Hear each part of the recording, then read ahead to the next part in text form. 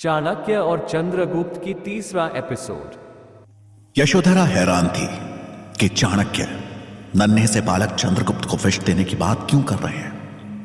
उसने हड़बड़ाहट में उनकी तरफ हैरानी से देखते हुए पूछा, विष चंद्रगुप्त के लिए? स्वामी, ये क्या कह रहे हैं आप? चाणक्य अपनी पत्नी की दुविधा समझ रहे थे और उन्होंने उसे शांत करते हुए कहा, तुम तो जानती हो यशोधरा कि विष ही विष का काट है। मैं चंद्रगुप्त को इतना मजबूत बनाना चाहता हूं कि इस पे किसी भी विष का असर ना हो। इसलिए मैं आज और अभी से इसके भोजन में थोड़ी थोड़ी मात्रा में विष मिलाना शुरू कर रहा हूं। कल को जब यह राजा बनेगा तो इसके कई दुश्मन होंगे, लेकिन उस समय तक यह विष इसका दुश्मन नहीं बल्कि इसका मित्र बन चुका होगा। दुनिया का कोई भी विष चंद्रगुप्त का बाल भी बांका नहीं कर पाएगा।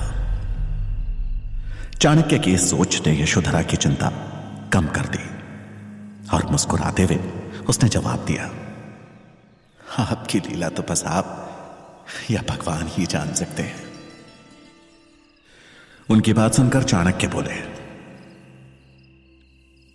भगवान मेरे कर्मों से अवगत हो या ना हो, लेकिन मैं उनकी एक लीला से अवश्य अवगत हूं, और वो लीला है तुम्हारा मेरे जीवन में मेरी जीवन संगिनी बनकर आना। तुम्हारा सहयोग ही है यशोधरा, जिसने मेरे लिए हमेशा से एक प्रेरणा बनने का काम किया है। चाणक्य की बात सुनकर यशोधरा शर्मा गई और बोली, भोजन करें, बेचारा बच्चा भूखा होगा। चाणक्य ने सर हिलाते हुए सहमति जताई और चंद्रगुप्त के भोजन में एक उचित मात्रा में विष मिला दिया। थोड़ी ही देर में विष ने अपना असर दिखाना शुरू कर दिया। चंद्रगुप्त को हल्का नशा होने लगा और देखते ही देखते वो एक गहरी नींद में सो गया।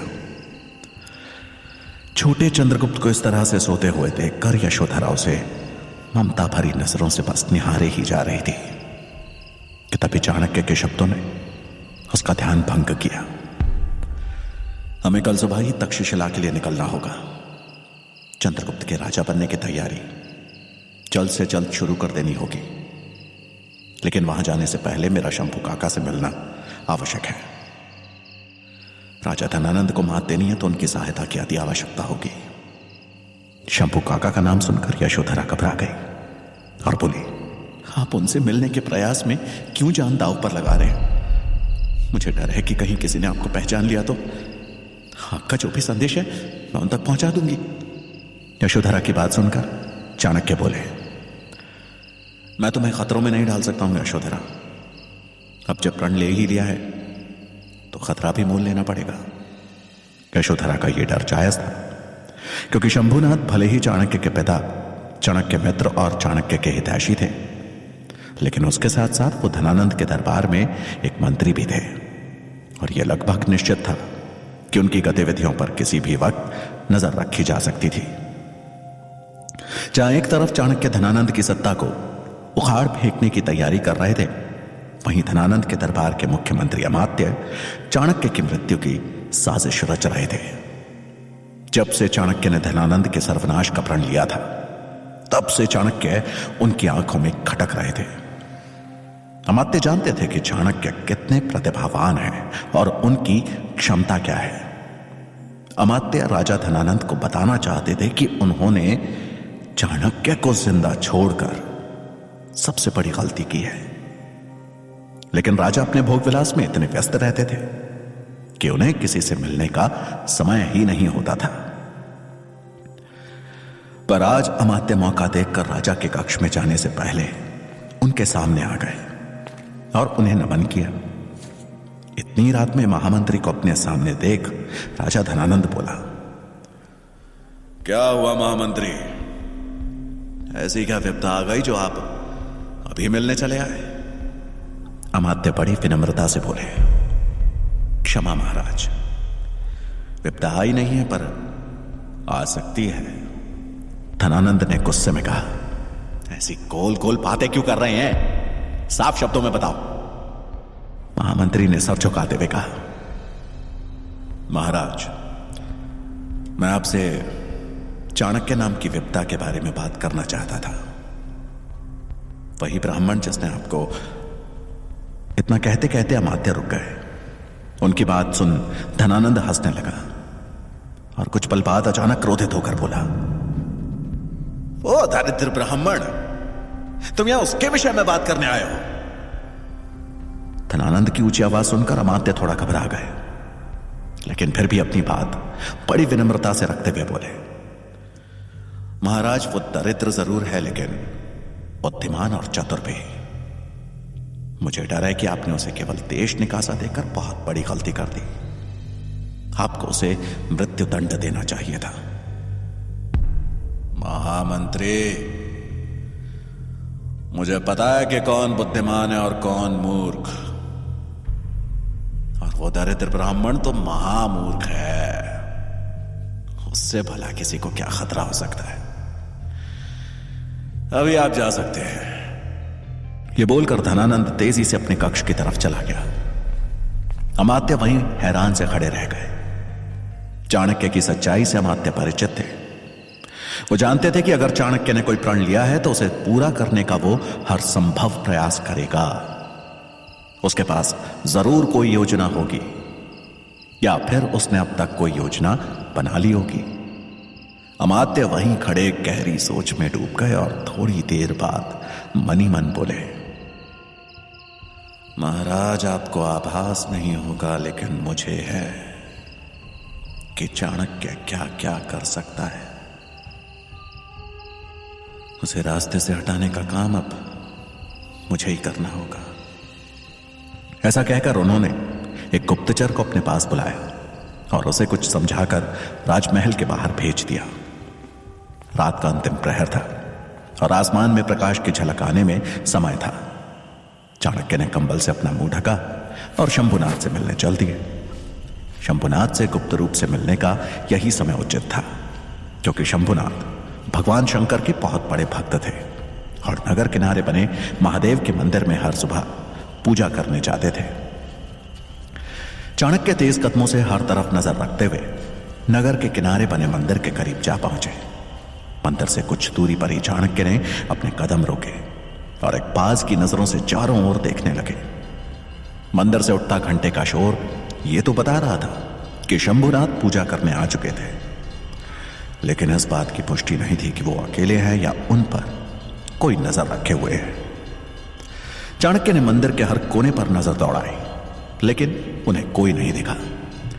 वो अपने कदम आगे बढ़ाने ही वाले थे कि तभी उन्हें एक आहट का आभास हुआ। उन्होंने आवाज की तरफ नजर दौड़ाई तो लगा जैसे कोई इंसान पेड़ के पीछे छिप छिप कर नजर रखे हुए है। चाणक्य समझ गए कि शंभुनाथ अकेले नहीं है, उनके पीछे गुप्तचर है। अब वो शंभुनाथ से मिलने का उपाय खोजने लगे। इधर शंभुनाथ की पूजा लगभग खत्म होने को थी। हर बीतती घड़ी के साथ चाणक्य के हाथ से शंभू काका से मिलने का मौका निकलता जा रहा था। कुछ सोचते हुए चाणक्य ने अपनी खुली शिखा के बालों को अच्छे से समेटा और अपने मुंह को कंबल से अच्छे से ढक पहुंच गए पेड़ के पीछे छुपे हुए उस गुप्तचर के पास। अचानक अपने पीछे कंबल ओढ़े आदमी को देखकर वो गुप्तचर एक बार को तो सकपका गया, लेकिन फिर हिम्मत जुटाते हुए अपनी कटार पर हाथ रखते हुए बोला, कौन हो?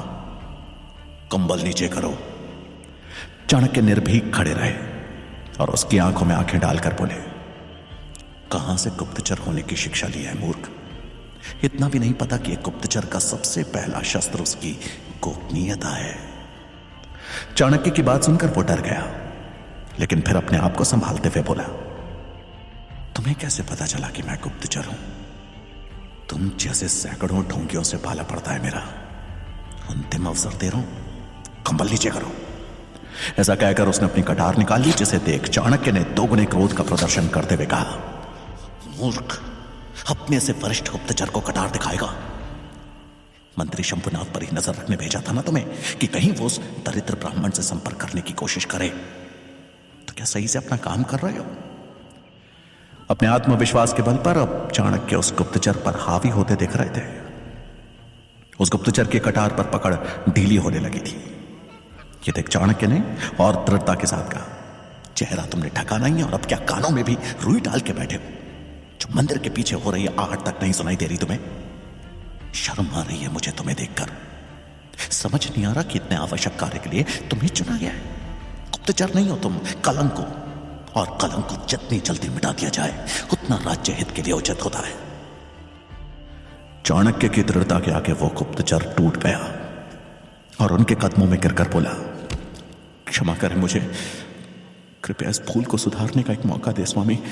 मैं विश्वास दिलाता हूं कि आइंदा से किसी त्रुटि का मौका नहीं दूंगा। ऐसा कहकर वो गुप्तचर गिड़गिड़ाने लगा। वो गुप्तचर अब पूरी तरह से चाणक्य की मुट्ठी में था। अपने स्वर को गंभीर बनाए रखते हुए चाणक्य बोले, अंतिम मौका दे रहा हूं, जाओ, जाकर मंदिर का पिछला हिस्सा देख कर आओ। तब तक मैं शंभुनाथ पर नजर रखे हुए हूं। ध्यान रहे, कोई भी कोना छूटना नहीं चाहिए। प्राणों की भीख मिलते वो गुप्तचर उठा और अपना चेहरा ढक के मंदिर के पीछे की ओर भागा। तभी शंभुनाथ अपनी पूजा समाप्त कर मंदिर से नीचे उतरने लगे। चाणक्य बगैर समय गवाए तुरंत उनके पास गए और अपना कंबल हटाते हुए उन्हें प्रणाम किया। अपने सामने चाणक्य को देख शंभुनाथ घबरा गए और इधर उधर देखते हुए बोले, पुत्र तुम्हें पता है कि अगर तुम्हें यहां किसी ने देख लिया तो मृत्युदंड तय है। चाणक्य ने उनको शांत करते हुए कहा, मुझे आभास है काका, पर आप निश्चिंत रहे, अभी हम पर किसी की नजर नहीं है। मैं आपसे मिलकर बस आपको बताना चाहता था कि धनानंद के सर्वनाश की प्रक्रिया शुरू हो गई है। मैं एक बालक को भावी राजा बनाने की शिक्षा देने तक्षशिला लेकर जा रहा हूं और धनानंद को गद्दी से हटाने की मेरी इस योजना में मुझे आपकी आवश्यकता होगी। आपकी मदद के बिना यह योजना सफल नहीं हो सकती, इसलिए आपसे प्रार्थना करने आया। चाणक्य की बात सुनकर शंभुनाथ बोले, पुत्र, मुझ जैसा बूढ़ा आदमी भला तुम्हारी क्या मदद कर सकता है? लेकिन तुम्हारा जो भी प्रायोजन है बताओ। चाणक्य ने उत्तर देते हुए कहा, मैं चाहता हूं कि आप बस धनानंद के शासन के कमजोर हिस्सों पर नजर रखें, क्योंकि अवसर आने पर सबसे पहला वार उन्हीं कमजोर पहलुओं पर करना होगा। मैं जल्द ही तक्षशिला से लौटकर आपसे मिलूंगा। चाणक्य का प्रस्ताव सुनकर शंभुनाथ बोले, मगध की नियति का बदलना आवश्यक है। मुझसे जो बन पड़ेगा मैं करूंगा, फिर चाहे इसके लिए मुझे अपने प्राण ही क्यों ना त्यागने पड़े। तुम जाओ पुत्र और अपना कार्य करो। मैं बाबा विश्वनाथ से तुम्हारी कुशलता की कामना करूंगा। चाणक्य के चेहरे पर एक संतोष का भाव आ गया। उन्होंने शंभू काका के पांव छुए और कहा, एक बात और काका, आपके पीछे राजमहल के गुप्तचर लगा दिए गए हैं। मुझे लगता है कि हमारी मित्रता की भनक मंत्रिमंडल के किसी मंत्री को लग चुकी है। आपसे निवेदन है, जो भी करें सतर्कता के साथ करें। शंभुनाथ ने चाणक्य को सराहनीय नजरों से देखा और बोले, अवश्य पुत्र, तुम भी अपना ख्याल रखना। ऐसा कहकर उन्होंने चाणक्य को आशीर्वाद दिया और आगे बढ़ गए। उनके जाते ही चाणक्य ने वापस अपना कंबल ओढ़ा और उस गुप्तचर के लौटने का इंतजार करने लगे। कुछ ही देर में वो गुप्तचर दौड़ता हुआ वापस आया और चाणक्य के पास पहुंचकर बोला, मैंने मंदिर के पीछे का पूरा हिस्सा छान मारा मारने पर, लेकिन वहां कोई नहीं था। चाणक्य ने उसे घूरते हुए प्रश्न किया, कोई नहीं था या तुम्हारे पहुंचने तक भाग चुका था? चाणक्य के इस प्रश्न का उसके पास कोई उत्तर नहीं था। उसके चेहरे पर डर साफ झलक रहा था। चाणक्य ने उसका डर भांपकर थोड़ी नर्म आवाज में कहा, यह पहली भूल थी, इसलिए इसे सुधारने का अवसर दे रहा हूं। लेकिन याद रखना, अगली बार गलती की तो मेरी तलवार और तुम्हारा शीश होगा। अब इससे पहले कि शंभुनाथ दूर निकल जाए, जाओ उनके पीछे। उस गुप्तचर ने उन्हें नमन किया और चल दिया शंभुनाथ के पीछे। उसके जाते ही चाणक्य ने अपना कंबल हटाया। उनके चेहरे पर एक संतोष भरी मुस्कान थी। आखिर हो भी क्यों ना, मगध आने के उनके दोनों प्रायोजन पूरे जो हो गए थे। शंभुनाथ से मिलकर चाणक्य घर पहुंचे।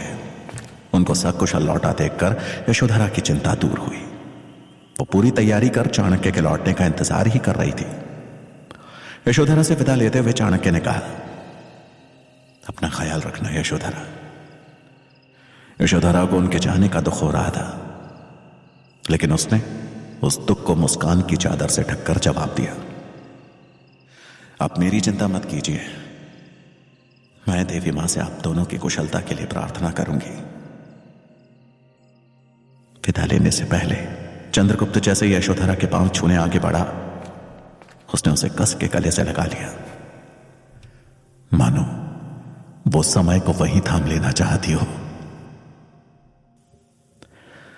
सूरज की पहली किरण निकलने तक चाणक्य और चंद्रगुप्त मगध की सीमा से बाहर निकल चुके थे। दिन भर चलने के कारण दोनों पूरी तरह से थक गए और जंगल में एक तालाब के किनारे आराम करने के लिए रुके।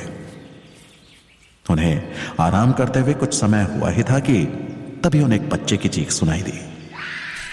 चीख सुनकर चाणक्य और चंद्रगुप्त दोनों उस दिशा की ओर भागे और आगे बढ़कर उन्होंने देखा कि एक 8 साल का बच्चा शिकारी के बिछाए जाल में फंस चुका है। वेशभूषा से वो बच्चा किसी कबीलेवासी का बच्चा लग रहा था। पेड़ से उल्टा लटक के वो डर के मारे जोर जोर से रो रहा था। उसकी आवाज पूरे जंगल में गूंज रही थी। बच्चे को हवा में झूलते देख चाणक्य ने उससे कहा, शांत पुत्र, शांत, कुछ नहीं होगा तुम्हें, हम बचाएंगे तुम्हें। चाणक्य ने उस बच्चे को सांत्वना देते हुए जैसे ही छोटे चंद्रगुप्त की ओर देखा तो वो अपनी कटार से जाल की रस्सी काटने का काम शुरू कर चुका था। चंद्रगुप्त की बुद्धि की तीव्रता देख चाणक्य प्रसन्न हुए। वो चंद्रगुप्त द्वारा काटी जा रही रस्सी के कटते हुए सिरे के वजन को संभालने के लिए जैसे ही उसकी ओर बढ़े कि अचानक वो रस्सी अधकटे सिरे से टूट चंद्रगुप्त के हाथों से फिसल गई। जाल में कैद वो बच्चा हवा की गति से नीचे की ओर गिरा और इससे पहले कि वो जमीन से टकराता चाणक्य ने फुर्ती दिखाते हुए उसके नीचे आ अपने हाथ फैला दिए और वो बच्चा जमीन में टकराने के बजाय उनकी गोद में आ गिरा। बच्चे को बचा चाणक्य भी संभले थे कि तभी धनुष से छूटा एक तीर बिजली की गति से उनकी छाती पर लगने ही वाला था कि उन्हें एक जोर का धक्का लगा। अचानक लगे इस धक्के से चाणक्य उस बच्चे को लेकर जमीन पर गिरे और वो तीर हवा में छलांग लगा रहे चंद्रगुप्त के पांव को चीरता हुआ पेड़ के तने से जा टकराया। चंद्रगुप्त ने चाणक्य को धक्का दे उस तीर का शिकार होने से बचा लिया, लेकिन खुद घायल हो गया। चाणक्य ने अपने हमलावर को देखने के लिए जैसे ही उस दिशा की ओर नजर दौड़ाई तो सामने हाथ में धनुष लिए एक आदमी खड़ा था, ढक रखा था। अगले ही पल उस आदमी ने अपने धनुष पर दूसरा तीर चढ़ा लिया और इससे पहले कि वो उस तीर से चाणक्य को अपना निशाना बनाता, एक तरफ से आता तीर उसकी बाजुओं को चीरता हुआ निकल गया और उसका धनुष उसके हाथ से छिटक कर दूर जा गिरा। चाणक्य ने पीछे पलट कर देखा तो कबीले का एक आदमी हाथ में धनुष लिए उनकी तरफ बढ़ रहा था। उसने हमलावर पे एक और तीर से वार किया, लेकिन इस बार हमलावर ने बड़ी फुर्ती से उस तीर को चकमा दे दिया। वो आदमी हमलावर को मारने के लिए उसके पीछे भागा, लेकिन तब तक वो किसी साई की तरह गायब हो चुका था। तभी उस आदमी ने अपने बच्चे की आवाज सुनी और उसके पास पहुंच उसे अपने सीने से लगा लिया। आज उसका बच्चा उसी के बिछाए जाल में फंस चुका था। इधर चाणक्य चंद्रगुप्त की तरफ दौड़े तो देखा कि उसके पैर से खून की धार बह रही थी। छोटा चंद्रगुप्त दर्द से करहा रहा था। चाणक्य ने तुरंत अपनी धोती का एक सिरा फाड़ा और खून का संचार रोकने के लिए उसके पैर को कस के बांधते हुए बोले, चिंता मत करो चंद्रगुप्त, मैं तुम्हें कुछ नहीं होने दूंगा। तभी वो कबीले का आदमी अपने बच्चे को लेकर चाणक्य के पास आकर बोला, मेरे बच्चे की जान बचाने के लिए आपका धन्यवाद। मेरा कबीला पास में है, वहां चलिए, इस बच्चे के घाव का तुरंत उपचार करना आवश्यक है। चाणक्य को समय की गंभीरता समझ में आ रही थी और वो उस नवयुवक की मदद से चंद्रगुप्त को लेकर कबीले आ पहुंचे। कबीला जंगल के पास की नदी के मुहाने पे बसा था, जहां के लोग जड़ी बूटियों के व्यापार का काम करते थे। कुछ ही समय में एक बूढ़े वैद्य ने वहां पहुंचकर चंद्रगुप्त का उपचार करना शुरू कर दिया। उपचार कर वैद्य ने चाणक्य से कहा, चिंता ना करें मान्यवर, ये 2-3 दिन में ठीक हो जाएगा, इसे आराम करने की आवश्यकता है। चाणक्य ने वैदराज को नमन किया और वो वहां से चले गए। तभी वो कबीले का आदमी चाणक्य के पास आकर बोला, मान्यवर, इतनी जल्दबाजी में मैं अपना परिचय देना ही भूल गया। मेरा नाम तामी है। मेरी नजर कहती है कि आप किसी गुरुकुल के आचार्य हैं। उसको देख चाणक्य बोले, सही पहचाना तुमने। मैं तक्षशिला का आचार्य चाणक्य हूं। हमारी जान बचाने के लिए बहुत बहुत धन्यवाद। लेकिन मुझे लगता है कि मुझे चंद्रगुप्त को लेकर यहां से निकलना चाहिए। चाणक्य द्वारा अचानक लिए गए निर्णय को सुनकर तांबी ने चौंक के पूछा, क्या हुआ आचार्य? क्या मेरे आतिथ्य में कोई कमी रह गई? क्या मुझसे कोई गलती हुई है? उसकी बात सुनकर चाणक्य बोले, नहीं तांबी, तुमने तो हम अजनबियों की जान बचाई है। हमारा स्वागत अपने परिवार की तरह किया है। लेकिन मेरी दुविधा का कारण कुछ और है। मुझे मारने जो आदमी आया था वो कोई साधारण आदमी नहीं, बल्कि मसाई सैनिक था। मगधी एक ऐसा राज्य है जहां गुप्त हत्या करवाने के लिए मसाई सैनिकों का इस्तेमाल किया जाता है, और ये मसाई सैनिक अपने लक्ष्य को पूर्ण किए बगैर रुकते नहीं है। मुझे डर है कि अगर वो हमारा पीछा करते हुए इस कबीले में आया तो तुम्हारे परिवार पर खतरा बन सकता है। यह सुनकर तांबी ने हाथ जोड़े और बोला, आचार्य, आप हमारे अतिथि हैं और चंद्रगुप्त के ठीक होने तक निश्चित होकर यहां रहे। रही बात सुरक्षा की, तो उसकी जिम्मेदारी आप हम पर छोड़ दीजिए। मैं आश्वासन देता हूं, किसी को कुछ नहीं होगा। चाणक्य उसकी बात सुनकर मुस्कुराए और फिर चंद्रगुप्त के हाल जानने के लिए घर के अंदर चले गए। चाणक्य ने पूरी रात एक पिता की तरह चंद्रगुप्त का ख्याल रखा, और सवेरे जब उसकी निद्रा टूटी तो चाणक्य ने मुस्कुराते हुए उसके सिर पर हाथ फेरते हुए उससे पूछा, मुझे बचाने के लिए अपनी जान दांव पर लगाना उचित था? चंद्रगुप्त ने अपनी भोली आवाज में उत्तर दिया, मैं नहीं चाहता कि आप पर कभी कोई भी खतरा मंडराए आचार्य, लेकिन जब कभी भी ऐसी स्थिति आएगी तो काल और आपके बीच में खड़ा मिलूंगा मैं। छोटे चंद्रगुप्त का उत्तर सुन चाणक्य हंस दिए। अगले कुछ दिनों में चंद्रगुप्त का पैर एकदम ठीक हो गया। वो चलने क्या भागने लायक बन गया। चाणक्य ने तांबी से विदा लेते हुए तक्षशिला की अपनी यात्रा एक बार फिर शुरू की। इस पूरी यात्रा के दौरान वो बहुत सतर्कता से आगे बढ़ रहे थे। मसाई सैनिक भले ही ना लौटा हो, लेकिन वो किसी भी समय उनका पीछा करते हुए उन तक पहुंच सकता था। कुछ ही दिनों में चाणक्य तक्षशिला विश्वविद्यालय के द्वार पे आ पहुंचे। विशालकाय द्वार के ऊपर बड़े बड़े अक्षरों में लिखा हुआ था, तक्षशिला विद्यालय, जिसको देखकर चाणक्य के चेहरे पर एक शांत मुस्कान बिखर गई, जैसे कि उन्होंने अपने किसी बड़े लक्ष्य को पा लिया हो। तक्षशिला का विशालकाय प्रांगण देख चंद्रगुप्त के चेहरे पर उत्साह था। सैकड़ों विद्यार्थियों को अलग अलग विद्याओं का अभ्यास करते देख उसकी आंखों में एक चमक आ गई, एक उम्मीद की किरण जाग उठी। चाणक्य चंद्रगुप्त को एक जगह प्रतीक्षा करने की बात कहकर आचार्य कक्ष की तरफ चल दिए, जहां विश्वविद्यालय के कुलपति और बाकी शिक्षकगण भी मौजूद थे। चाणक्य ने कुलपति और बाकी शिक्षकगणों को प्रणाम करते हुए बड़ी विनम्रता से कहा, कुलपति महोदय और सभी शिक्षकगण, मैं यहां अपने साथ एक बालक को लाया हूं जिसका नाम चंद्रगुप्त है। उसकी क्षमता का परीक्षण करने के बाद ही मैं उसे अपने साथ तक्षशिला लेकर आया हूं। मैं चाहता हूं कि आप सभी शिक्षकगणों से गुरुकुल में शिक्षा के औपचारिक प्रवेश की अनुमति दें। तभी वहां बैठे आचार्य गजानन कुलपति की तरफ देखते हुए बोले, कुलपति महोदय, मैं आचार्य चाणक्य को याद दिलाना चाहता हूं कि यहां पे छात्रों के प्रवेश के लिए एक निश्चित परंपरा है, जिसकी गरिमा को हमें बनाए रखना होगा। यह सुनकर चाणक्य थोड़ा निराश हो गए। गजानन ने चाणक्य की तरफ देखते हुए कहा, आचार्य चाणक्य, आप हमें बस ये बताएं कि जिस बालक को आप लेकर आए हैं, क्या वो किसी राजकुल से है? चाणक्य कुछ सोचते हुए बड़ी गंभीरता से बोले, चंद्रगुप्त क्षत्रिय अवश्य है, लेकिन किसी राजकुल से नहीं है। यह सुन के वहां बैठे सभी शिक्षकगण हैरान रह गए। गजानन कुलपति की तरफ हैरानी से देखते हुए बोले, फिर उसे कैसे प्रवेश मिल सकता है आचार्य? उसके गुणों के आधार पर चाणक्य ने पलटवार करते हुए कहा, बात यह नहीं है आचार्य।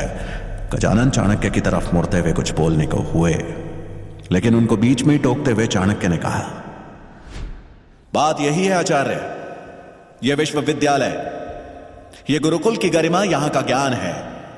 ज्ञान ही तक्षशिला की पहचान है जो हम सभी यहां आने वाले छात्रों को देते हैं। और आचार्य, मुझे लगता है ज्ञान प्राप्ति का अवसर सभी को समान रूप से मिलना चाहिए।